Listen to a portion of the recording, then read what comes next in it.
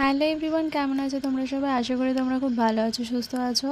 আজকে এসেছিলাম আমি, আমার মা বাবা আর আমার জ্যাঠতো একটা দাদা, সবাই মিলে এসেছিলাম আমাদের বাড়ির যে গুরু তার আশ্রমে এসেছিলাম।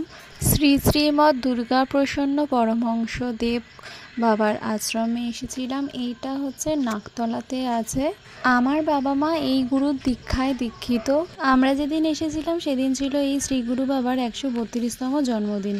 তো আমরা জন্মতিথিতে আসার জন্য সেদিনকে ছিল প্রচুর ভিড়, তাই ঢোকার জন্য প্রচুর লাইন পড়েছিল। তো লাইন বাই লাইন ঢুকতে হতো সেখানে। আমরা সকাল সকাল বেরিয়ে পড়েছিলাম, ওখানে আমরা 8টা সাড়ে 8টার মধ্যে পৌঁছে গেছিলাম, কিন্তু গেট খুলেছিল প্রায় 10টার পর, তাই ওখানে প্রচুর ভিড় হয়ে গেছিলো।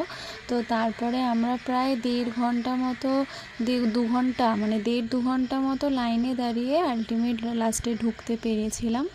লাইন এত বেশি ছিল যে ওখানে একদম দাঁড়াতে দিচ্ছিল না, তাই তাড়াতাড়ি চলে যেতে হয়েছিল। তাই যতটুকু পেরেছি ওনার আমি ছবি তুলেছি। এখানে নিয়ম আছে, ছেলেদের আলাদা লাইন আর মেয়েদের আলাদা লাইন হবে। এখানে অন্যদিন অনেক ভালো খাওয়ায়, ভাত ডাল 2 রকমের সবজি, পনির, আলুর দম, এগুলো সব হয়, চাটনি, পায়েস, মিষ্টি। যেহেতু ওনার জন্মতিথি ছিল সেই জন্য সেদিনকে শুধুমাত্র হয়েছিল খিচুড়ি। এটাই হলো শ্রী শ্রী দুর্গাপ্রসন্ন পরমহংসদেব, মানে শ্রী গুরু বাবা।